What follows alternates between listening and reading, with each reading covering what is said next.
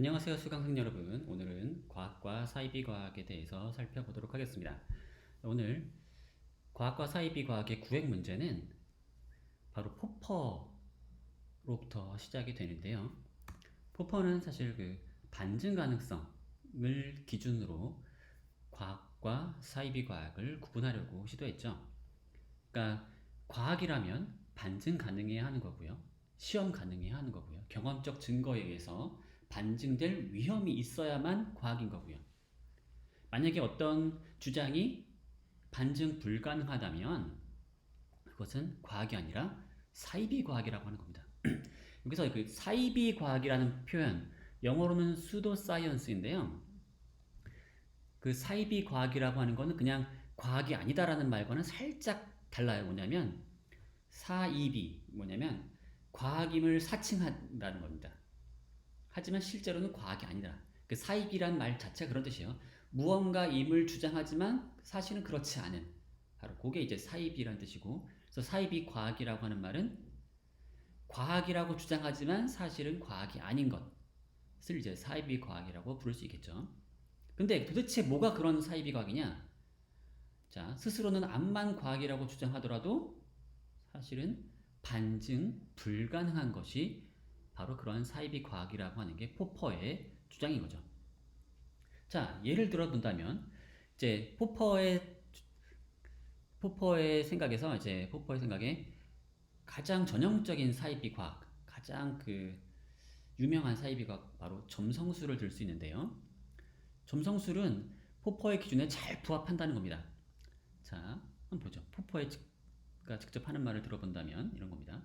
점성가들은 해석과 예언을 아주 모호하게 한다는 겁니다. 아주 모호하게 한다.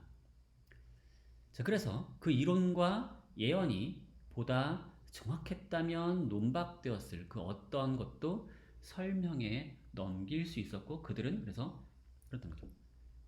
그래서 그들은 반증을 피하기 위해서 그 이론의 시험 가능성을 파기해버렸다는 겁니다. 모호하게 예측하고 그럼으로써 그 예측이 거의 실패할 수 없도록 따라서 논박될 수 없도록 하는 것은 점쟁이들의 전형적인 술책이라는 거죠. 자, 여기 자, 논박될 수 없게 만드는 가장 전형적인 방법 뭐예요? 해석과 예언을 모호하게 만든다는 거죠. 그래서 무슨 일이 일어날 거라고 하는 거를 아주 예리하게 정확하게 예측하지 않고 두리뭉실하게 대충 그런 식으로 얘기하면 사람들이 듣기에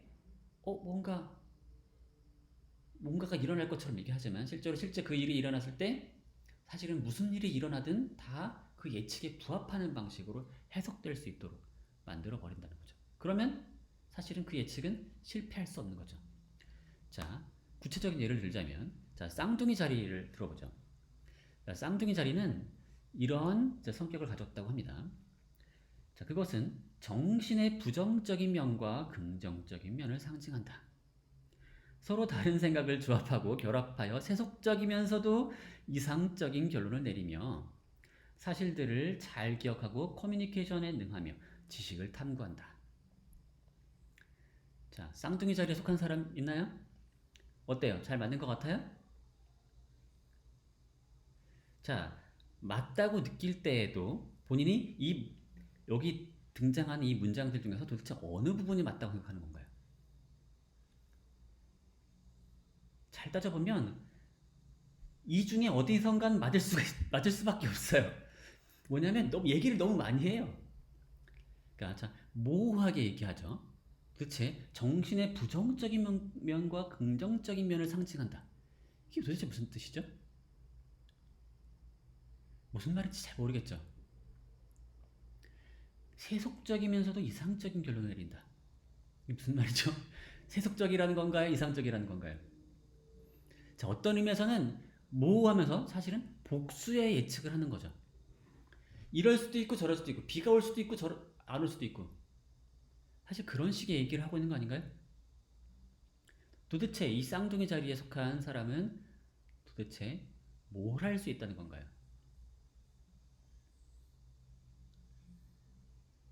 그렇죠. 자, 바로 이런 게 점성술의 아주 전형적인 술책이라는 거죠. 그래서 쌍둥이 자리에 속한 사람은 왠지 이 얘기가 맞는 얘기처럼 들리지만 사실은 맞을 수밖에 없었던 거죠. 왜냐하면 사실 구체적인 예측을 하나도 한 게 없었으니까요. 그래서 보통 점성술사들이 이런 식의 뻔한 예측들을 끼워넣습니다. 쭉 하다가 누구에게나 맞을 수밖에 없는 그런 얘기들도 끼워넣기도 해요. 다른 사람이 당신을 좋아했으면 한다. 아닌 사람 있나요? 때때로 당신은 옳은 결정을 내렸는지 의심한다. 이렇지 않은 사람도 있어요? 내 얘기 다 맞다고 생각하는 사람 있어요? 그런 사람조차도 때때로는 의심하죠. 그리고 당신의 야망 중에는 비현실적이 있다. 당신은 일상 어느 정도의 변화를 좋아한다. 당신은 일반적으로 낙천적이지만 때로 우울해진다. 이런 얘기 적대적게 중간중간에 끼워 넣으면 오 그래 맞아 내가 이래. 사실은 내가 이런 게 아니라 누구나 이렇죠. 그렇죠? 그러니까 이런 식의 모호하거나 또는 서로 반대되는 얘기를 둘 다 예측한다거나 아니면 뻔한 얘기를 끼워 넣음으로써 오 맞아 하게 만든다는 거죠. 하지만 그건 사실은 예측의 성공이 아니라 사실은 얻어 걸린 거죠. 아니면 맞을 수밖에 없는 걸 넣거나. 그래서 사실은 수많은 예측을 막 한 다음에 그 중에 하나 얻어 걸리면 사람들이 보다 보면 자기가 맞는 것만 기억하는 경향이 있다거나 그러면은 이제 이 점성술사가 뭔가 제대로 예측을 했다고 이제 착각을 하게 만든다는 거죠. 사실은 그런 건 과학이 아니라는 겁니다. 그리고 그런 식으로 예측하는 거는 사실은 이제 경험 세계에 대해서 사실 아무런 주장도 하지 않는 것과 다름없다는 거죠. 그렇기 때문에 걔는 과학이 아니라는 겁니다. 물론 조금은 이제 우리가 의심할 만한 소지가 있긴 합니다. 자, 사실 점성술의 주장들이 모두 시험 불가능하냐? 그건 좀 애매한 구석이 있어요. 자, 지금 포퍼가 전형적으로 점성술이라고 하는 거는 이제 모호한 예측을 함으로써 시험을 회피한다라고 했지만 그럼 모든 주장이 그러냐? 그렇게 하면 조금 애매한 구석이 있죠. 아무리 모호하더라도 대체로 그 어떤 별자리에 속한 사람은 다른 별자리에 속한 사람보다 어떤 경향성이 있다 라는 식의 얘기를 하고 이제 점성술 물론 그렇지 않은 사람도 있을 수가 있죠. 그렇지만 대체로는 그렇다 라고 하는 건 여러 가지 다른 영향이 있다 하더라도 이제 통계적으로 보면 이제 별자리 A인 사람은 별자리 B인 사람보다 특정 직업이 더 많을 거라는 예측을 이끌어낼 수 있지 않을까요? 한 명이야 이제 예외가 있을 수 있지만 그러니까 그런 점성술사들은 다 그런 건 인정합니다. 다양한 이제 요소들이 엄청나게 복잡하게 영향을 주다 보면 이제 우리가 흔히 전형적으로 예측하는 별자리에 속한 사람 또는 뭐 태어날 때 행성이 어디 있었을 때 그 사람 그 영향 이런 것들이 이제 전형적으로 딱 들어맞지 않을 수가 있죠. 왜냐면 수많은 영향의 복합체니까요. 그럼에도 불구하고 사람들을 이제 집단적으로 조사하면은 통계적으로는 시험 가능하지 않겠냐? 라고 물어볼 수도 있고요. 실제로 이런 예측들을 통계적으로 검토한 사람들이 있고요. 그런 검토에 따르면 대부분 그 예측들은 기각됩니다. 예를 들면 뭐 태어날 때 어떤 화성의 영향이 컸던 사람 그런 사람들은 군인일 가능성이 높다라는 이런 예측을 할 수가 있죠.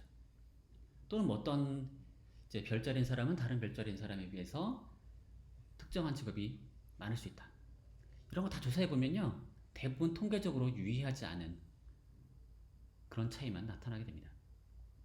대부분 기각돼요. 자, 물론 어떤 건 얻어 걸리는 경우도 있어요. 이것 때문에 좀 논란거리가 많이 되는데 어쨌든 간에 여기서 말하는 건 뭐냐면 점성술의 주장이 모두 시험 불가능한 건 아니라는 거죠. 그 중에 일부는 통계적인 수준에서는 시험 가능한 게 아니냐라는 비판이 있다는 거죠. 그리고 만약에 시험 가능하다라는 걸 좀 이렇게 시험 가능하다라고 하는 걸 우리가 진지하게 고려하게 되면은 점성술이라고 하는 게 다른 의미에서 분석돼야 할 수도 있는 거죠. 그러니까 포퍼식의 반증 불가능한 사이비 과학이 아니라 시험 가능하고 그리고 시험을 통과하지 못한 반증된 과학과 오히려 유사할 수도 있는 거죠.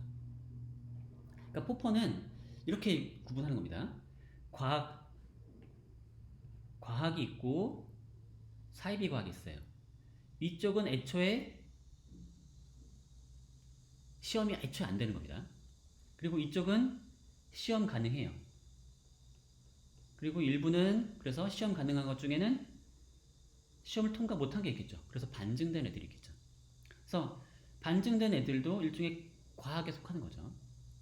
자, 이런 식의 구분법이 있는 건데 어쩌면 점성술이 그러니까 포퍼는 점성술이 여기에 속한다고 이제 주장하지만 좀 꼼꼼히 따져보면 오히려 이쪽에 가까울 수도 있겠다라는 겁니다.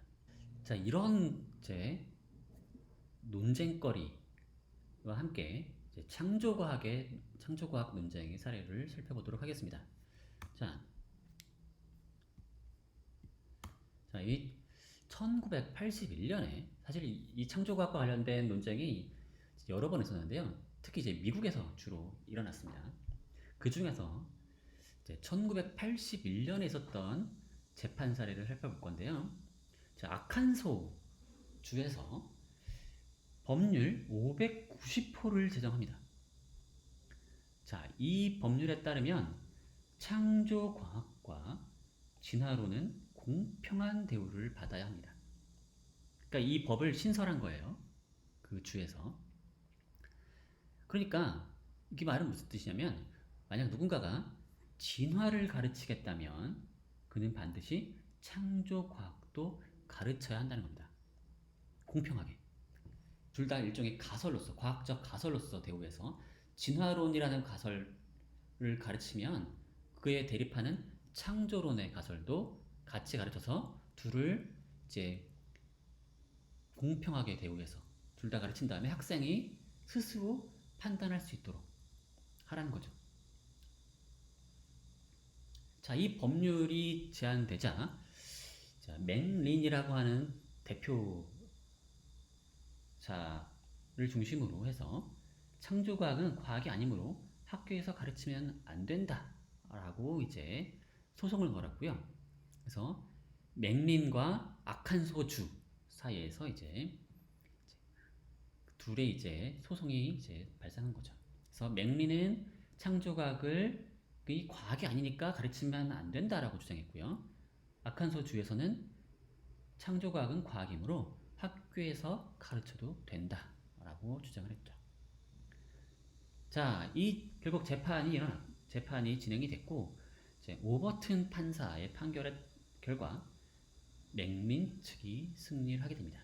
그래서 법률 590호 요거는 이제 위헌으로 판결 나서 이제 지워지게 된 거죠. 그러니까 학교에서는 종교를 가르치면 안 돼요. 학교에서는 종교를 가르치면 안 되고 과학을 가르쳐야 합니다. 과학이 아닌 건 가르치면 안 된다라고 하는 그 이제 헌법에 비추어서 이제 이 법률이 위헌이라고 판결을 났고 결국 이제 학교에서 창조 과학을 가르치려는 시도가 이제 실패하게 됐던 거였죠. 이때 이제 맥린 측에 이제 섰던 전문가가 있었는데요. 마이클 루즈라고 하는 과학 철학자가 증언을 하게 됩니다. 이 사람의 증언의 핵심 내용은 뭐냐면 과학이 무엇인가에 대해서 얘기한 겁니다. 지금 가장 핵심적인 그 논점이 뭐냐면 창조과학이 과학이냐 아니냐입니다. 창조과학이 과학이라면 학교에서 가르쳐도 되는 거예요. 그래서 학교에서 진화론도 가르치고 창조과학도 가르쳐가지고 학생 입장에서 이제 두 가지를 저울질 해가지고 스스로 판단할 수 있게끔 만들어야 한다는 거죠. 그래서 과학이냐 과학이 아니냐가 핵심 그 사안이 됐고 거기서 이제 과학 철학자가 증언대에 서게 된 거였죠. 자, 마이클 루즈는 5가지 기준을 제시했습니다. 자, 과학이라면 뭐가 필요하냐? 자연적 규칙을 추구해야 한다는 거고요. 규칙에 의거해서 설명되어야 되고, 그래서 법칙이 필요하다는 겁니다. 법칙. 법칙에 의거해서 설명과 예측이 이루어져야 되고요. 또한 그래서 시험 가능해야 되고 또는 입증 가능하거나 반증 가능해야 합니다. 그리고 과학이란 응당 잠정적이어야 해요. 그러니까 절대적이거나 영구적이라고 주장하면 안 되는 거고요. 잠정적입니다. 그래서 교정 가능성이 있는 거죠. 그리고 이제 진실성이 필요합니다. 이게 막 과학적인 연구자가 이제 막 남의 얘기를 이제 거짓으로 꾸며내가지고 막 보고한다거나 이러면 안 된다는 거죠. 자, 진실성이 필요하다는 거죠. 인테그리티라고 표현하는데요. 어쨌든 그런 게 필요합니다. 사기를 치면 안 된다.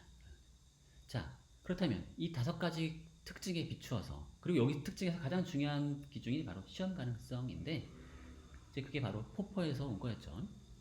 자, 마이클 로저는 이 자신이 제시한 이 기준이 뭐 아주 완벽하다거나 그렇게 주장하진 않지만 대체로 이 기준이 잘 작동한다.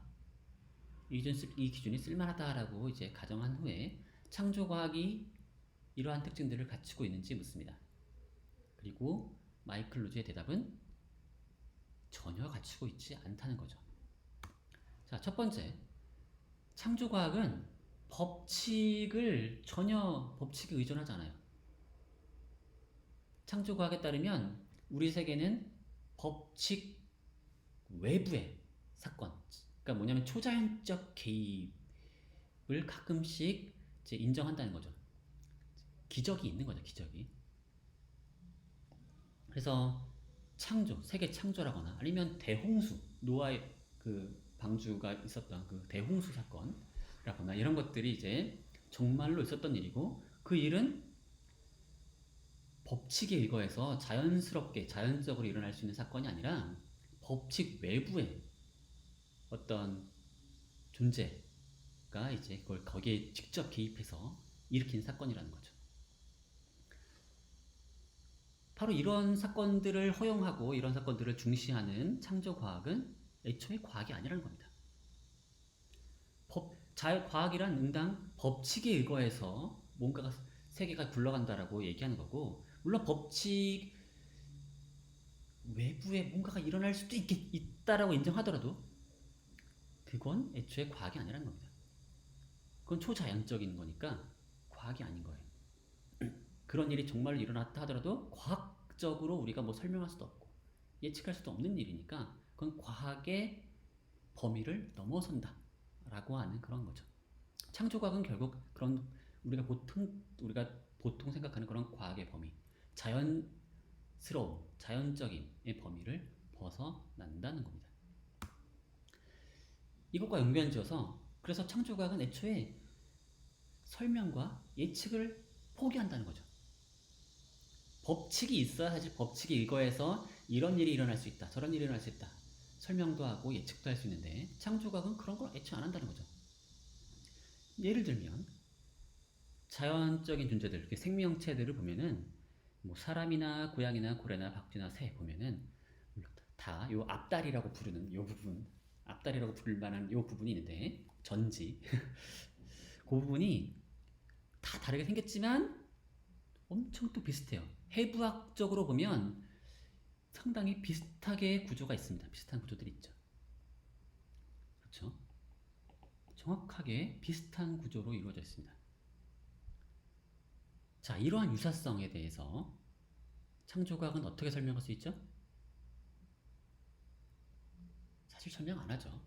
창조과학이 이에 대해서 하는 말은 그냥 각각의 종들이 신에 의해서 따로따로 창조되었다 라고 말할 뿐이지 왜 이러한 유사성이 있는지에 대해서 전혀 설명할 수 있는 방법이 없죠. 하지만 진화론은 이에 대해서 설명하죠. 왜 이러냐? 얘네들은 사실은 공통조상이 있다는 거죠. 공통 조상이 있으니까 이런 비슷한 해부학적인 어떤 그 특성을 가지고 있는 거고요.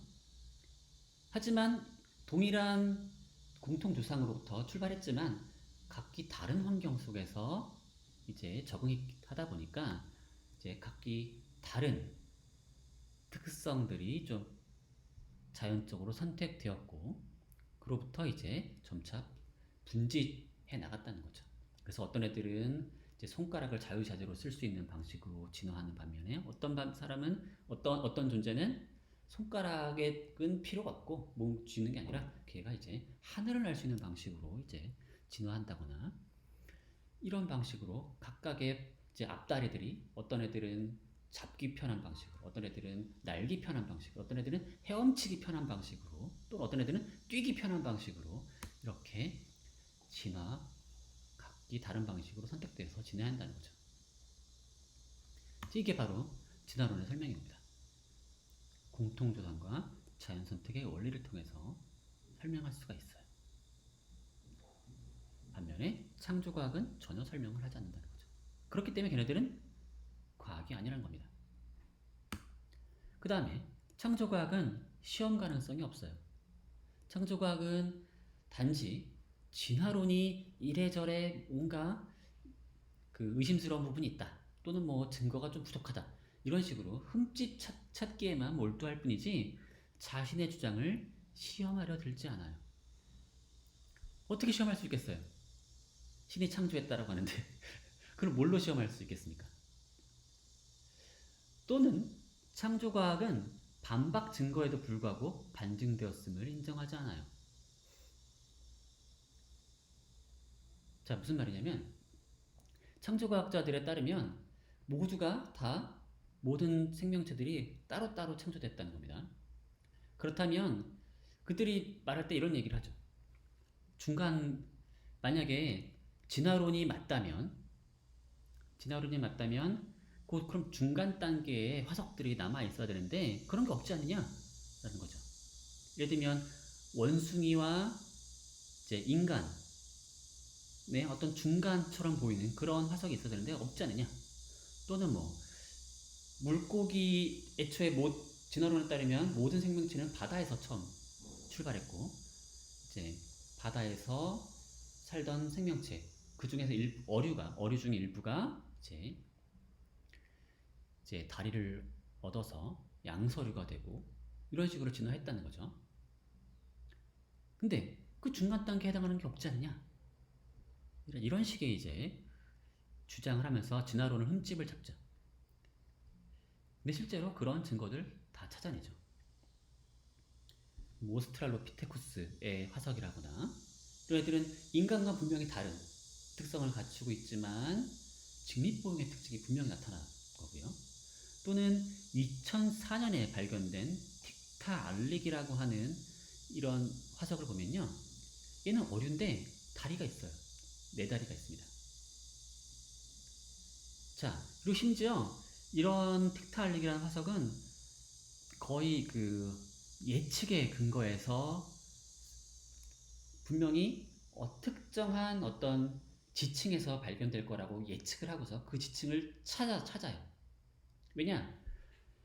진화론에 따르면 4발 달린 어류, 물고기의 화석, 이런 중간 단계에 해당하는 화석은 어디쯤에서 발견돼야 되냐면 물고기만 존재했던 어떤 특정 시기가 있겠죠. 그 시기와 육상 이제 양서류가 나타나기 시작한 그 시기가 있어요. 그러면 그 시기와 과거 시기 그 사이 중간 단계에 해당하는 그 시기가 있는 그 지층에서 발견될 거라고 기대되죠. 일종 예측이 되는 거죠. 그리고 그 예측에 따라서 그 지층이 있는 지역을 찾아요. 그건 지질학적인 증거를 이용해서, 지질학적인 그 연구 성과를 이용해서 뭐 어느 지역에, 뭐 캐나다의 어느 지역에 가면 그 지층이 있으니까 그 지층을 한번 이제 탐사해보자. 바로 그런 기획 탐사에 의해서 밝혀진 화석입니다. 놀랍죠? 자, 이런 증거들에도 불구하고 창조과학자들은 자신들의 주장이 반박됐다거나 진화론이 입증됐다거나 이런 거를 전혀 받아들이지 않는 거죠. 그에 비해서 이제 창조과학의 주장들은 대체로 어때요? 신이 따로따로 창조했다. 신이 존재하고 신이 세계를 창조했고 그리고 각각의 생명체들을 각각의 종들을 따로따로 창조했다라고 하는 이 주장들.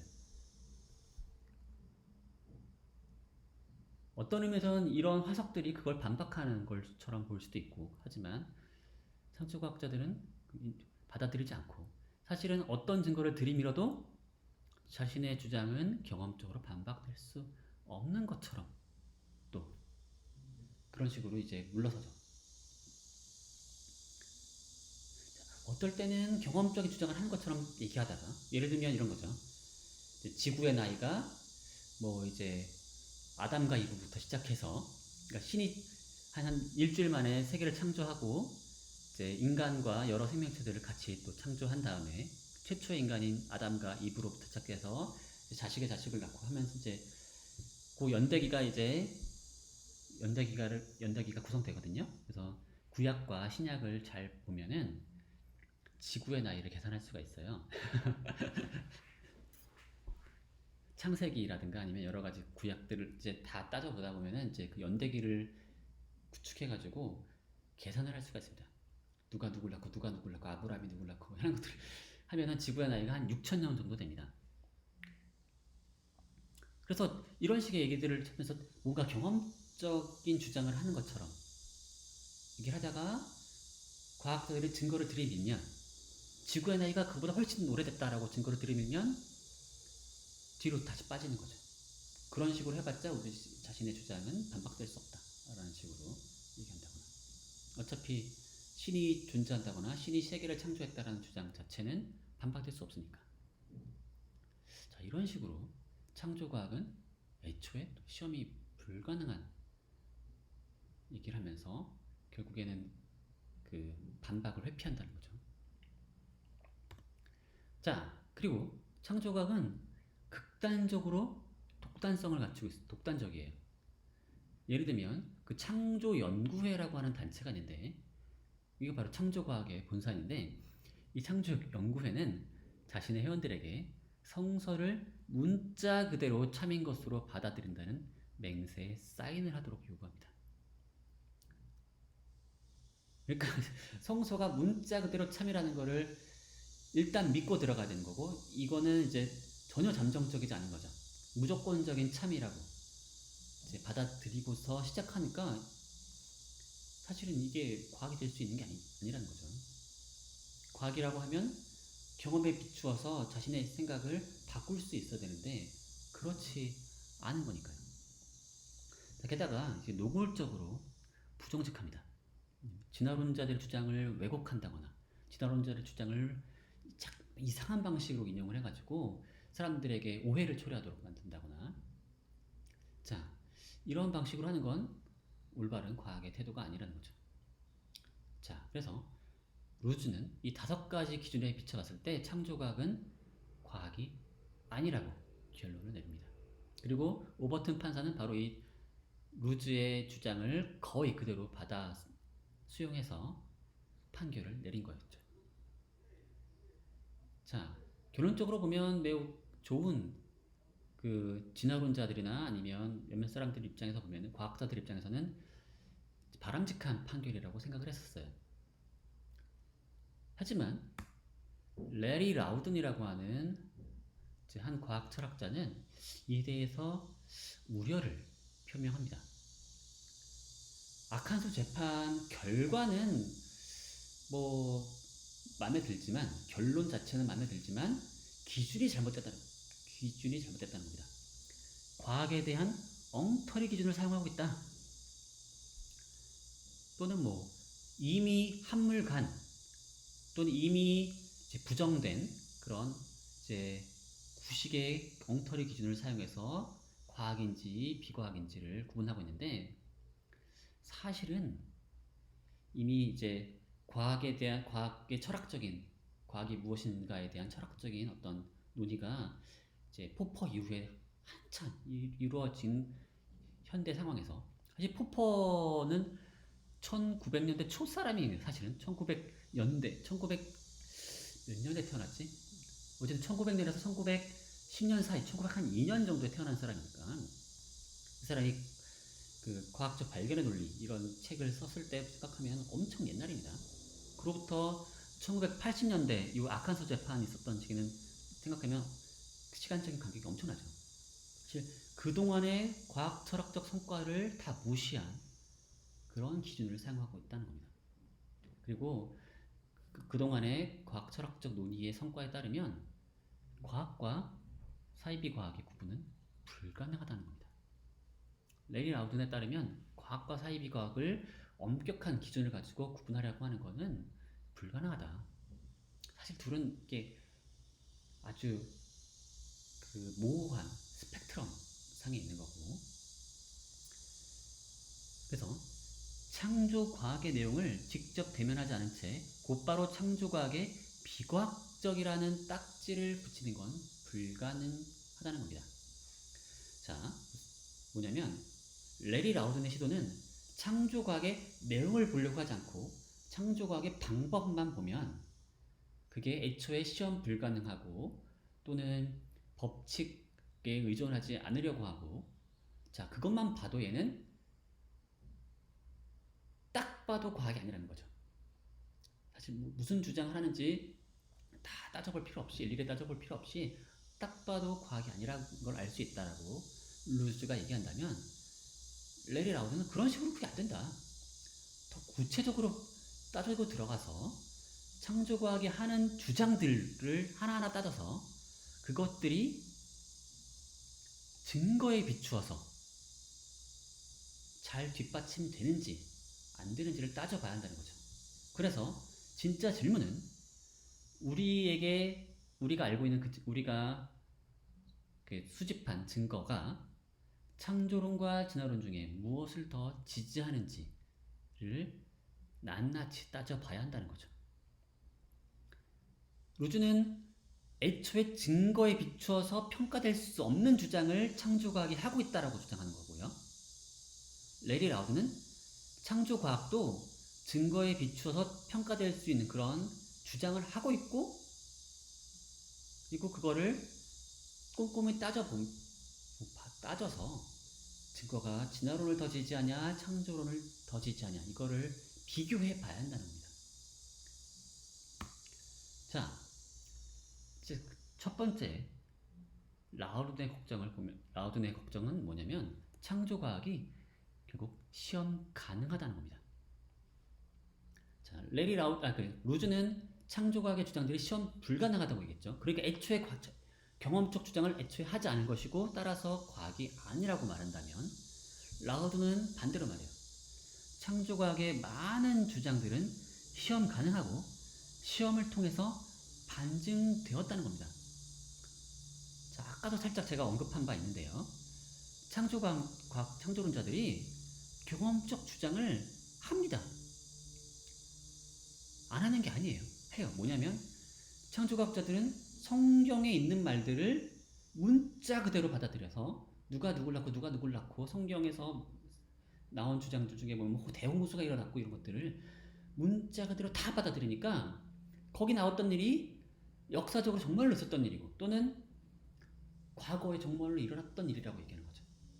그래서 지구가 엄청 젊어요. 그러니까 지구가 한 6천년 정도밖에 나이가 그 정도밖에 안 되고 지표면의 지질학적 특징들이 대홍수의 흔적이라고 주장하고 종의 다양성이 제한되어 있고, 그러니까 종이 새로운 종이 나타날 수 없는 거죠. 새로운 종이 자꾸만 생겨날 수 없고 맨 처음 만들어진 종 그대로 또는 맨 처음 만들어진 종 중에 일부만 멸종하고 매머드라거나 아니면 공룡이라거나 이런 애들은 처음엔 창조되었으나 이제 멸종된 것에 불과한 거죠.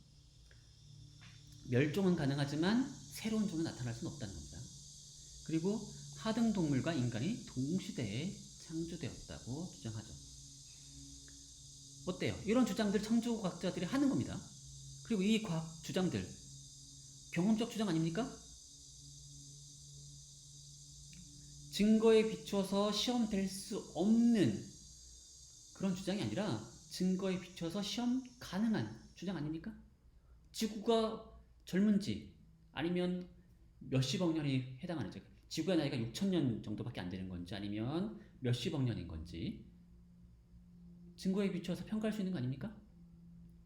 지표면의 지질학적 특징이 대홍수의 흔적인지 아니면 다른 것의 흔적인지 종의 다양성이 그러니까 하등동물과 인간이 아주 옛날부터 동시대 창조된 건지 아닌지 증거에 비춰서 평가할 수 있는 거 아닙니까? 만약에 창조론자들의 말처럼 하등동물과 인간이 동시대에 창조됐다면 아주 옛날 지층 캄브리아기 또는 그 선캄브리아기 시기의 지층에서도 인간의 화석이 나와야겠죠. 하지만 나오지 않죠. 그런 지층에는 인간의 화석이 나오지 않아요. 캄브리아기의 지층에는 오로지 바다 생물들의 화석만 나옵니다. 그러니까 결국 이런 주장들은 다 경험적 주장들이고 경험적 주장에 의해서 반박 가능하고 실제로 반박된 거죠.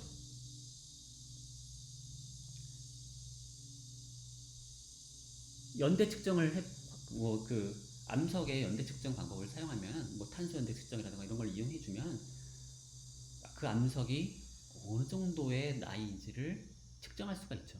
바로 그런 방법을 이용하면 지구의 나이가 6천년보다 훨씬 이제 늙었다라는 걸 알 수 있고 그에 따르면 지구의 나이가 6천년밖에 안 됐다라고 하는 창조과학자들의 주장은 반박된 거 아닙니까?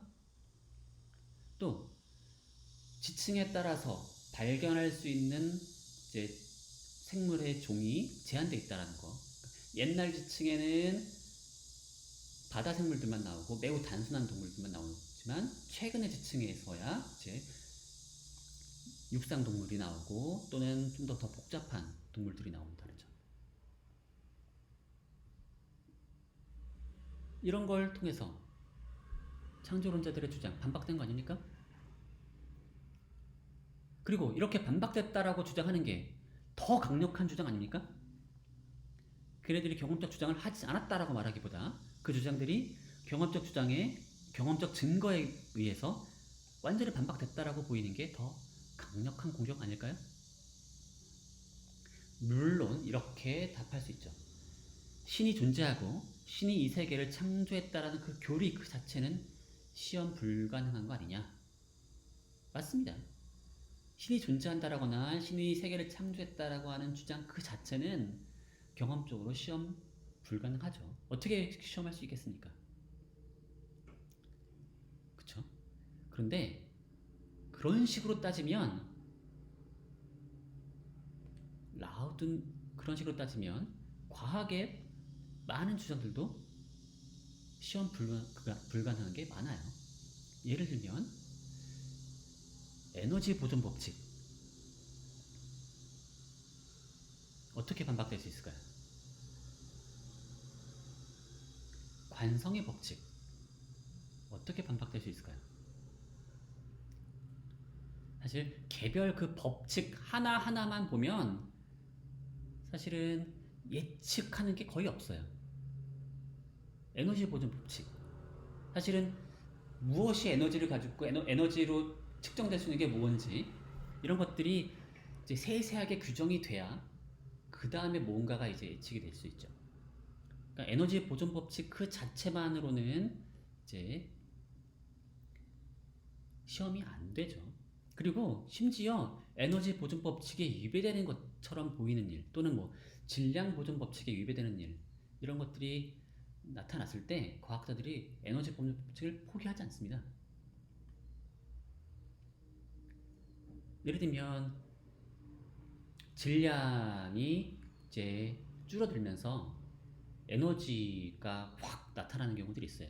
사실은 그 원자력 발전이라거나 핵폭탄 이런 것들이 사실 그런 사례에 해당하죠.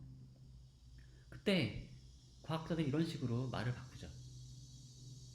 질량도 에너지의 한 형태다.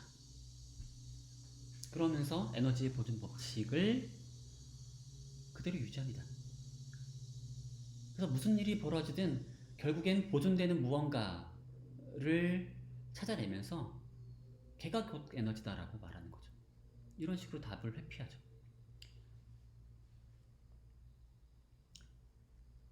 다시 말해서 과학의 매우 근본적인 주장들에 해당하는 것들, 근본적인 원리, 근본 법칙들, 그런 것들이 사실은 단독으로는 시험이 안 됩니다. 마찬가지라는 거죠. 신의 창조라고 하는 교리가 시험될 수 없는 것처럼 과학의 가장 근본적인 법칙들도 시험은 안 돼요. 걔네들이 이제 여러 가지 보조 가설들과 결합되었을 때만 뭔가 구체적인 예측을 하고 시험이 가능해지는 거죠. 라우든이 이런 전략은 뭐냐면 결국 그런 식으로 시험 가능한 것만 과학이라고 말하는 순간 이런 식으로 신의 창조가 시험될 수 없으니까 창조과학이 사이비과학이라고 말한다면 물리학, 생물학 이런 것들도 마찬가지의 이유로 사이비과학이 될 수 있다는 거죠. 그건 바라는 결론이 아니겠죠.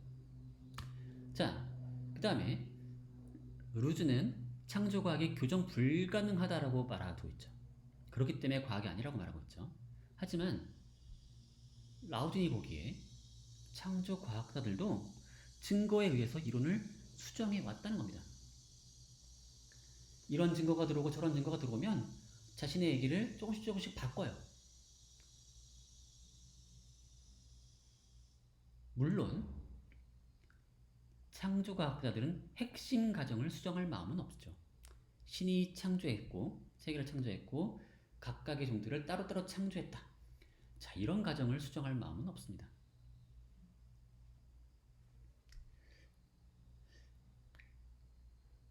그런데 마찬가지로 과학자들도 그래요. 과학자들도 근본적인 믿음들을 수정할 마음이 없습니다. 물리학자들은 언제 에너지 보존 법칙을 포기할 수 있을까요? 자, 그리고 지난 시간에 얘기했듯이 어느 정도의 독단성은 과학의 목표를 이루는데 긍정적인 역할을 합니다. 그러니까 독단적이라는 이유로 창조과학을 그렇게 쉽게 비난할 수 없다는 겁니다. 과학 역시도 어느 정도의 독단성을 가지고 있다는 거죠. 창조과학자들은 요만큼밖에 수정 안 한다. 핵심적인 가정은 그대로 둔 채 아주 지엽적인 것만 수정한다. 과학도 그렇다는 거죠. 과학도 핵심적인 건 그대로 둔 채 지엽적인 부분만 수정한다. 자, 약간 라우든의 이 전략은 뭐냐면 물귀신작전. 루즈의 기준을 고지고대로 받아들이면 그걸 적용하면 우리가 흔히 과학이라고 부르는 것조차 다 사이비 과학이 되어버린다는 거죠. 자, 그 다음에 우리가 지금 관심 가지는 게 뭐냐면 창조 과학이 과학이냐 사이비 과학이냐죠. 근데 지금 교정 가능성을 묻는 건 뭐냐면 사람에 대해 묻는 거예요. 자, 우리의 평가 대상이 과학 이론인 건데 지금 주된 평가 대상이 지금 과학 이론인 건데 지금 교정 가능성 이론을 수정할 마음이 있느냐 뭐 이런 거 묻는 거는 마음은 누가 가지고 있어요? 사람이 가지고 있죠. 사람의 태도에 대한 물음을 지금 루즈가 혼동하고 있다는 거죠. 그래서 창조 과학자가 독단적인 것과 창조 과학 그 자체가 이제 그 수정될 가능성이 없다는 것은 별개의 문제인 거죠. 어떤 사람이 자신의 믿음을 수정할 마음이 없다라고 하는 것과 그 사람이 믿고 있는 어떤 이론이 사이비 과학이냐라고 하는 것은 별개의 문제인 거죠. 창조 과학자의 닫힌 마음은 창조 과학의 비과학성과 무관한 거죠. 예를 들면 마찬가지로 그런 식으로 따지면 어떤 과학자가 자신이 현재 믿고 있는 어떤 이론을 난 평생 믿겠다. 무슨 일이 일어나든 난 절대로 그 믿음을 교정하지 않겠다. 라고 이제 선언했어요. 그 사람이 그 선언을 했다고 해가지고 그 사람이 믿고 있는 어떤 과학 이론이 비과학이 되나요? 만약에 제가 나는 상대성 이론을 무조건 믿겠다. 라고 제가 선언한다고 해가지고 상대성 이론이 사이비과학이 되는 건가요? 또는 혼자가 아니라 여러 명이 단체를 꾸려가지고 우리 상대성 이론회라고 하는 단체를 꾸린 다음에 우리 단체 회원들은 상대성 이론을 절대적인 참여라고 믿겠다 라고 선언하면 상대성 이론이 사이비 과학이 되는 건가요? 그런 게 아니라는 거죠. 어떤 이론의 성격에 관한 문제와 어떤 사람들의 태도에 관한 문제를 혼동하면 안 된다는 겁니다. 그리고 원리적인 차원에서는 이론 그 자체는 다 수정 가능한 거죠. 교정 가능하죠. 사람이 안 고치겠다고 하는 건 뭐 그럴 사람의 태도에 관한 문제고, 이론이야 결국 어떤 특정한 사람이 또 고치겠다고 마음먹으면 고칠 수 있는 거잖아. 그러니까 이론이라고 하는 게 절대적인 무언가가 거기 있는 건 아닌 거죠. 그렇죠? 자, 그 다음에 세 번째는, 이건 약간 지엽적인 문제일 수 있는데, 법칙적인 설명이 필요하다라고 하는 얘기는 너무 강한 조건이라는 겁니다.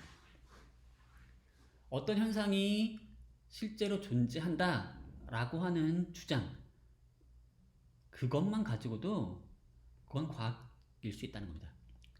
꼭 그걸 법칙을 이용해서 설명해야만 과학이다라고 한다면 너무 그거는 과도하다는 거죠. 만약에 법칙에 의한 설명을 과학의 필요 조건으로 둔다면 뉴턴과 다윈의 이론 또는 뭐 판구조론 이런 등등도 그에 대한 법칙적 설명이 부재한 기간 동안 비과학적인 이론이 되어버릴 수 있죠. 뉴턴의 뭐 만유인력의 법칙 이런 주장을 생각해봐도 보면 도대체 왜 멀리 떨어진 물체들이 서로 그런 방식으로 잡아당기는지에 대한 또 더 깊은 수준의 법칙적 설명이 있을 수가 있죠. 근데 뉴턴은 그런 설명을 제공해주지 못해요. 그러면 만유인력의 법칙은 비과학이 되는 건가요? 또는 판구조론이라거나 아니면 뭐 대륙이동설 이런 것들도 그에 대한 설명이 없었을 때가 있어요. 도대체 대륙이 어떻게 이리저리 움직일 수 있느냐, 그에 대한 뭔가 그렇다는 설명이 없던 시기, 그럼 그 시기 동안은 그건 사이비 과학이냐? 그건 아니라는 거죠. 실제로 그냥 대륙이 이동한다라고 하는 걸 그 자체로 확립하는 것, 증거에 기초해서 어떤 대륙이 이동했다라고 하는 거를, 예를 들면 아프리카의 오른쪽과 동쪽과 아프리카의 서쪽과 아메리카의 동쪽 부분이 아기가 딱 맞는다라거나 어떤 동물들이 서로 이제 비슷한 애들이 서로 여러 대륙에 이제 퍼져 있다거나 이런 증거에 기초해서 대륙이 이동했다라고 하는 주장을 하는 것이 과학이 될 수 있는 거죠. 도대체 왜 어떻게 해서 그런 일이 일어날 수 있는지에 대해서 법칙적 설명을 하지 못한다 하더라도요. 자, 중요한 건 법칙이 있느냐 없느냐가 아니라 창조과학이 주장하는 종불변성에 대한 증거가 있는지, 증거가 튼튼한지, 종이 변한다라고 하는 증거에 비해서 종이 변하지 않는다라는 증거가 더 튼튼한지 덜 튼튼한지, 그걸 따져보면 된다는 거죠. 법칙은 중요하지 않다는 겁니다. 자, 이런 식으로 루즈가 공격을 했을 때, 라우든이 이런 식의 공격을 했을 때 루즈는 다음과 같이 답을 합니다. 자, 첫 번째, 전략적으로 라우든의 방식은 부적절하다는 겁니다. 자, 지금 재판을 하고 있는 거죠. 지금 재판 과정에서 지금 관건은 뭐냐면 창조 과학이 과학이냐 아니냐입니다. 그게 왜 중요하냐? 싸움에 지금 뭐냐면 미국 헌법이 교육에서 금지하고 있는 게 종교이기 때문인 거죠. 단지 근거가 부족한 과학이라고만 주장하면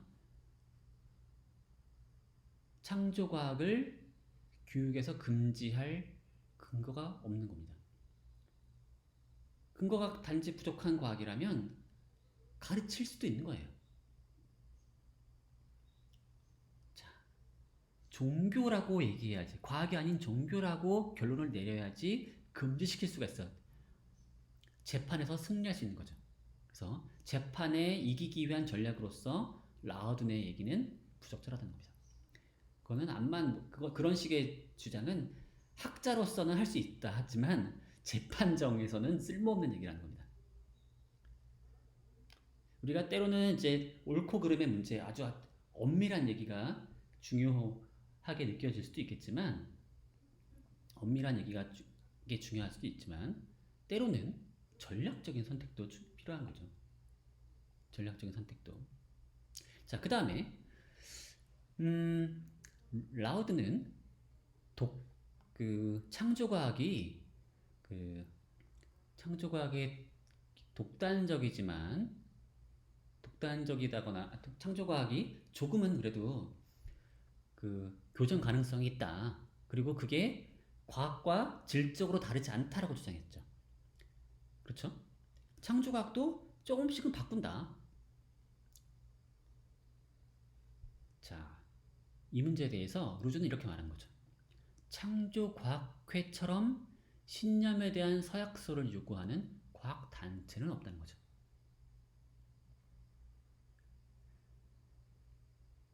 다시 말해서 라우드는 창조과학과 보통 흔한 평범한 과학 사이에 그 잠정성 또는 독단성이 질적으로 별 차이가 없는 것처럼 얘기했지만 둘은 질적으로 차이가 있다는 거죠. 양적으로 약간의 차이가 있는 게 아니라 질적으로 아예 다른 종류의 독단성이 있는 거죠. 창조과학은 엄청나게 독단적인 거고요. 과학은 그것과는 독단성이 조금 있다 하더라도 창조과학과는 질적으로 다른 종류의 독단성이라는 겁니다. 창조과학 일반적인 물리학이나 화학 같은 경우에는 물론 사람들이 잘 바꾸려고는 하진 않을 수 있죠. 근본적인 믿음을 규정할 마음이 별로 없을 수도 있어요. 하지만 서약을 하진 않죠. 그렇다는 겁니다. 그 다음에 법칙의 문제도 그렇게 사소한 건 아니라는 겁니다. 앞에서 봤던 요런 사례들 있죠. 법판 구조론이라거나 아니면 부디턴이라든가 다윈의 이론 같은 것도 본인이 주장할 때는 이게 아직 법칙적으로 설명되지 않았다라고 얘기하는 거죠. 법칙적으로 아직 설명을 못하고 있다라고 얘기하는 것과 애초에 법칙을 무시하는 그런 과정이 실제로 벌어진다라고 하는 창조과학의 얘기는 다르다는 거죠. 창조과학자들은 애초에 법칙을 무시하고서 법칙으로 절대 설명될 수 없는, 영원히 설명될 수 없는, 미래에 유능한 과학자가 암만 나타난다고 하더라도 절대로 설명될 수 없는 그런 법칙에 위반된 초자연적인 그런 일이 정말로 벌어진다고 주장하는 거고 있는 거죠. 그것랑 아직 우리가 못 밝혀냈다라고 하는 거는 서로 다른 거죠. 자, 그래서 라우든이 자꾸만 창조과학과 과학의 간격을 자꾸 좁히고 둘의 차이를 질적인 차이가 아니라 양적인 차이로 좁히려고 한다면 루즈는 둘의 차이가 아주 크고 그 차이가 질적인 차이다라고 말을 하고 있는 거죠. 자, 둘의 대립을 다시 한번 정리를 해보도록 하죠. 루즈는 이렇게 말하는 거죠.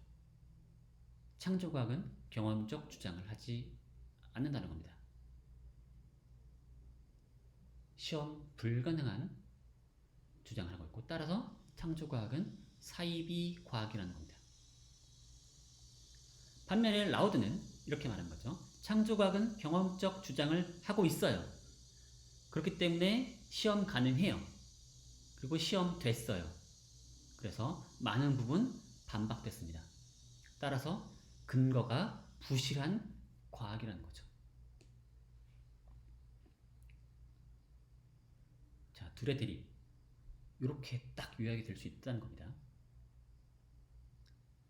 자, 포퍼와 유사한 주장을 하는 사람은 루즈입니다. 마이클 루즈고요. 레리 라우드는 포퍼와는 매우 대립되는 그런 주장을 하고 있는 거예요. 자, 그래서 한 번 더 정리를 하면 이렇게 요약할 수 있어요. 마이클 루즈는 이렇게 한 거죠. 경험적 주장을 하는 것과 경험적 주장을 하지 않는 것 사이를 구분할 수 있죠. 경험적 주장을 해야 과학이고 경험적 주장을 하지 않으면 사이비 과학입니다. 창조과학은 바로 이런 오른편에 속한 겁니다. 경험적 주장을 하지 않는 요 사이비 과학에 창조과학이 들어간 있다는 거죠. 반면에 라우드는 좀 더 스펙트럼으로 생각합니다. 경험적 주장을 하지 않는데 그런 애는 없어요. 그래서 자, 이걸 다 과학이라고 부르는 건데요. 이쪽은 근거가 충분한 쪽, 이쪽은 근거가 부족한 쪽. 이 둘 사이를 딱 어떤 기준을 가져서 둘로 딱 가릴 수는 없어요. 이쪽은 증거가 충분한 쪽, 이쪽은 증거가 부실한 쪽. 그래서 진화론은 근거가 충분한 쪽에 속한다면 창조과학은 근거가 부족한 쪽에 속하는 거죠. 창조과학은 경험적 주장을 하고 있다는 의미에서 과학이고요. 그렇지만 근거가 부족하기 때문에 가르치면 안 된다는 거죠. 결론은 비슷해요. 창조과학을 학교에서 가르치지 말자는 겁니다. 하지만 루즈는 창조과학이 사이비 과학이기 때문에 가르치지 말자고 하는 거고요. 라우드는 창조과학이 근거가 부족한 과학이니까 가르치는 게 쓸모없다고 하는 거죠. 가르치는 게 시간 낭비라고 생각하는 거고요. 둘의 주장 이렇게 비교할 수 있겠고요.